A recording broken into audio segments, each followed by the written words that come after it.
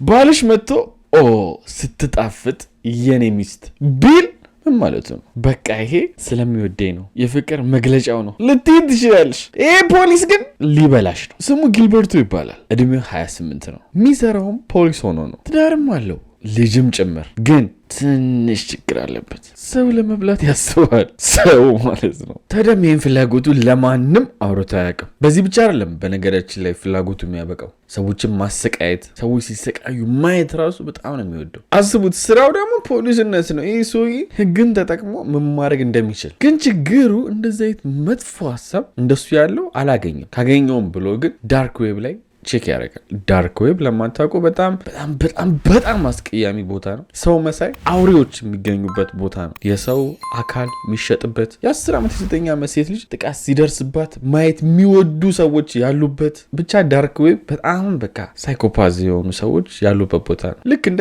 ጊልበርቶ አይነት ሰዎች ማለት ነው። እሱም ታዲያ ጊዜ አልፈጀበትም። ጓደኞቹን ሲያገኝ ስራ ጨረሰ፣ መጥቶ ከነዚህ አውሬ ሰዎች ጋር ሰው መብላት ግን የሚገርም ይመስለኛል እያለ ያወራል። ታዲያ የሚመኘው ደግሞ ሩቅ ሌሎችን የገዛ ሚስቱን ነው ለመብላት የሚያስበው። ሚስቱ ይሄን ሁሉ ጉድ ማታውቀው ስሟ ካትሊን ይባላል። አብረውም መጀመሪያ ታሪኩ ላይ ነገርኳችሁ ልጅ አላቸው እና ይሄን የእሱ አስቀያሚ ባህሪ አታውቅም። ደግሞ እንዴት ተሰርጋችሁ ትጠረጥራላችሁ ባሌ ይበላኛል ብላችሁ? ይሄ እኮ ከባድ በጣም ከባድ ለማሰብ ራሱ አይመችም። ባሌ ቺት ያደርግብኛል፣ ይማግጥብኛል ልትሉስ ባሌ ይበላኛል አይመስለኝም። ማንም አያስበው። እናም እሱ ግን በዚህ በኩል ዳርክ ዌብ ከተገናኛቸው ሰዎች ጋር በጣም ዘግናኝ ነገሮችን ሚስቱን ለማድረግ እንደሚፈልግ ይጻጻፋል። ነገሮች ጊልበርቶ ጋር እየባሱ ነው የሄዱት። በአካባቢ ስላሉ ሰዎችም ያወራል። ስለ ጎረቤቶቹ፣ ስለ ስራ አጋሩ። ጎረቤትን ዝም ብዬ አግቻት ጸጥ ባረጋት ምናምን ደስ ይለኛል እያለ ያወራል። ከትንሽ ቆይታ በኋላ ግን ነገሮች ወደ ተግባር ያመራሉ። ዳርክ ዌብ ላይ ጊልበርቶ ከሚያወራቸው ሰዎች መሀል አንዱ ይሄ ነው። ማይክል ይባላል። ልክ እንደ ጊልበርቶ ማይክል ሰዎችን ለመብላት የሚፈልግ ሰው ነው። ለዛም ነው ጓደኛሞች የሆኑት። ታዲያም ጊልበርቶ የሚስቱን ጓደኛ ፎቶ ይልክለታል ለማይክል። ማይክል ሲያያት የሚስቱን ጓደኛ ዋው ስትጣፍጥ እቺማ ምገርም ነች አለ። ይህ በነገራችን ላይ የምነግራችሁ እኔ አንድ የጨመርኩት ነገር የለም። እርስ በርስ የተላላኩት ሚሴጅ ነው። ታሪክም ሰራ ጨምሬ ያላቅም ታውቃላችሁ። እና ጊልበርቶም እናችን ሴት ላግትል ይለዋል። ማይክልም በዚህ ደስ ይለኛል አለው። ግን ስንት ብር የምከፍለኝ እያለ ጊልበርቶ ማይክል መጠየቅ ጀመረ። አፍኖ ወደ እሱ የሚወስድለትን ማለት ነው። ከዛም ከትንሽ ክርክር በኋላ 10,000 ሲል ጊልበርቶ ኖ 3,000 አያዋጣኝ እንዴ እንትኗ እኮ የሚጣፍጥ አይመስለኝም። ኖ ይጣፍጣል፣ ቆንጆ ነው፣ ሲታዩት ያስታውቃል። እሺ በቃ 5,000 ልክፈል። እሺ ይባባላሉ። እናም በ5,000 ጊልበርቶ የሚስቱን ጓደኛ ሊያግት ማለት ነው። ታዲያም ግን እችን ሴት እንዳሰቡት ሳያግቷት ይቀራሉ። ግን ደግሞ ጊልበርቶ ሌላ ሴቶችን ምርጫ ያቀርባል። ችላግትል ምናምን እያሉ ማለት ነው። ጭራሽ ሁሉ አንደኛው ሜሴጅ ላይ የተጻጻፉት ከፈለክ እኔ አግቼ እግሯን እንቆርጠውና ከዛ እንዳርስቶ እየጠበስን እሷን ሳንገላት እያየች እናበላታለን ይላሉ። በቃ በጣም በጣም በጣም ከምታስቡ በላይ ሴጣናዊ ናቸው። በዚህኛው ሀሳብ ብዙም አልስማማ ሲሉት ከፈለጋችሁ አብረን በፊት የተማርናት ልጅ አለች፣ እሷን የት እንደምትኖር አውቃለሁ፣ ብቻዋን ነው የምትኖረው፣ እሷን ሄጄ አግታታለሁ፣ ጾታዊ ጥቃት አደርስባታለሁ፣ ከዚያ በቆንጆ ዘይት እንጠብሳታለን፣ እንበላታለን። ይህ እንዲሁም ቆንጆ ሀሳብ ነው ይለዋል። ማን ነው የሚለው? ራሱ ጊልበርቶ። ሜሴጅ የላከለት ሰው ግን ቆይሽ ነው ያለው። ግን ጊልበርቶ በዚህ በኩል እንዴት አድርጎ እቺን አብራው በፊት ስትማር የነበረችውን ሴት አጥምዶ ይዟት ጥቃት እንደሚያደርስባት ሙሉ ጽሁፍ ጻፈ። ስሟም ደግሞ ኪምበርሊ ነበረ። ይህን የጻፈውን ሙሉ ጽሁፍ ስለ ኪምበርሊ ሲልክላቸው በጣም አሪፍ፣ ይሄ ቆንጆ ነው ይላሉ። ከሌላ ጓደኛ ጋር ደግሞ በጣም ዘግናኝ ነገር ነው የሚያወሩት። ምክንያቱም ሌላኛው ጓደኛው ሚስቱን ይልክለታል ለጊልበርቶ። ጊልበርቶም ይሄን አይቶ ሚስት በጣም ቆንጆ ነች ምናምን አይደለም ልትሉት የምትችሉ እንደዚህ አይነት ነገር ስታዩ እንደ ጤነኛ ሰው ሚስት ታምራለች ምናምን ነው። እነሱ ጋር ግን እንደዛ ምጣፍጥ ይመስለኛል። ህንድ ተገናኝተን ጥሩ ጊዜ አሳልፈን አብረን ተኝተን አስቡት፣ ከሱ ሚስት ጋር ጊልበርቶም አብሮ ይተኛል። ከዛ ሚስትን እንበላታለን ይለዋል ጊልበርቶ። በዚህ ማሰብ ይስማማል ያኛው ማለት ነው። ማለት ሚስቱን እንዲህ ለማድረግ ጊልበርቶ በነገራችን ላይ መርሳት የሌለባቸው ነገር ፖሊስ ነው ብያቸዋለሁ። ስለዚህ አሁን ጥቃት የሚያደርስባቸውን ሰዎች ለማፈላለግ ለሱ በጣም ቀላል ነው። ስራዬም ብሎ ሪሰርችን መስራት ጀመረ፣ ማን ለማጥቃት ይመቻል በሚለው እና ኮምፒውተሩ ላይ ሄዶ የሰዎችን መረጃ ከፖሊስ ጣቢያ መውጣት ጀመረ። ነገሩ ደግሞ በጣም ከባድ የሚያደርገው እዚህ ጋር ፖሊስ ጣቢያ መረጃችሁ የሚቀመጠው ከነ ቤት ቁጥራችሁ፣ የት እንደምትኖሩ፣ ከማጋ እንደምትኖሩ፣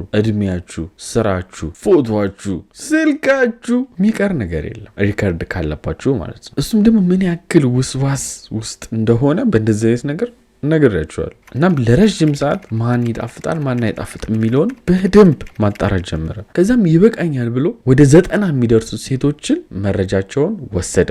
የት እንደሚኖሩ፣ ከማጋ እንደሚኖሩ፣ ምን እንደሚሰሩ፣ ስልካቸውን፣ ኤቭሪቲንግ። ቀጣዩ ፕላን ምንድን ነው? እንዴት አድርጎ እንደሚያግታቸው እቅድ ማውጣት ነው። ይረዱኛል ብሎም ሀሳቡን ያሰበውን ነገር ምናምን ዳርክ ዌብ ላይ ለተዋወቃቸው ሰዎች ይነግራቸዋል። እነሱም ደስ ይላል፣ የሚገርም አይዲያ ነው ይሉታል። እነሱም ሳይኮፓዝ ስለሆኑ ምንም የሚቃወሙት ነገር የለም፣ በርታ የሚሉት እንጂ። ታዲያም ቅድም ምን ብያችሁ ነበር? እንደዚህ አይነት እንቅስቃሴ ሲያደርግ ማንም አያውቅም ዳርክ ዌብ ላይ ካሉ በስተቀር። ስለዚህ ይህ ሰውዬ የሚይዘው የለም፣ የሚነቃበትም የለም። ግን የሆነ ቀን ሚስቱ ካትሊን አንድ ነገር ትታዘባለች። ኮምፒውተሩን ሲጠቀም ተደብቆ ነው። ከተጠቀመም በኋላ ደግሞ የተጠቀመውን ነገር እንዳለ ያጠፋል፣ ወይም ደግሞ ብራውዘሩን ክሊር ያደርጋል። ገብታችሁ ስታዩ በቃ እሱ የተጠቀመው ነገር አይታይም፣ ጠፍቷል። እና እሷ ለምንድን ነው የሚያጠፋው፣ ለምን የሚደበቀው ነገር የሚለው ነገር ጭንቅላቷ ውስጥ ገባ። ምናልባት ይዞ ቺት እያረገብኝ የማገጠብኝ ይሁን ብላ አሰበች። እሱ ሳያውቅም ታዲያ እዛ ኮምፒውተር ላይ እንዳለ የሚሰራውን ስራ ስክሪን ሪከርድ የሚያደርግ አፕሊኬሽን ጫነችበት። እያንዳንዱ የሚሰራው የሚከታተል ማለት ነው። መቶም እንደተለመደው ጊልበርቶ ማንም አያውቅም ብሎ ሲጻጻፍ እንዳለ ጉዱን አየች።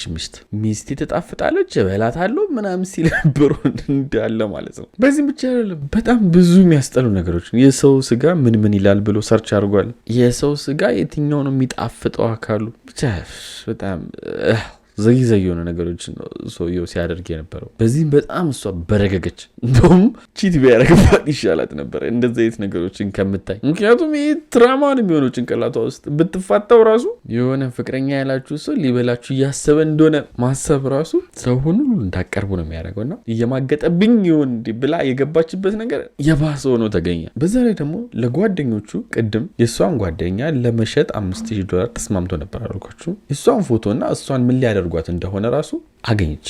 ታዲያም በርግጋ ምን እንደምታደርግ ግራ ገብቷት መንቀጥቀጥ ትጀምራለች። እኔና ጓደኞቼ ሊበላን ነው ብላ ማልቀስ ትጀምራለች። ወዲያውም ለጓደኛዋ ትደውላለች። ጓደኛዋም ለፖሊስ ሪፖርት አድርጊ ብላ ተነግራታለች። ፖሊስም ይህን መረጃ ካየ በኋላ ሄደው ፖሊሱን ጊልበርቶ ከጀመረ የጊልበርቶም ትክክለኛ ፎቶ ይህን ይመስላል። 2013 ላይም ፍርድ ቤት ቀረበ። የእሱ ጠበቆችም ተከራከሩ። እሱ ገና አወራ እንጂ አላደረገውም፣ ላወራበት ደግሞ ለጎመዠበት ደግሞ ሊጠይቅ አይገባም አሉ። ዳኞቹ ግን ይህንን ሰምተው መጀመሪያ ያው ከዚህ ነው የሚጀምረው፣ ቀስ የተባለ ወደ ተግባር መገባቱ አይቀርም ብለው እሱ ጥፋተኛ ነው አሉ፣ ወይም ወንጀለኛ ነው። እናም እድሜ ልክ ተፈረደበት። ግን 2014 ላይ ድጋሚ ይግባኝ ጠይቆ ላላደረገው ነገር እንዲህ ሊታሰር አይገባም ምናምን ብለው ከፍርድ ቤቱ ጋር ተከራክረው ጊልበርቶን በነፃ ለቀቁት።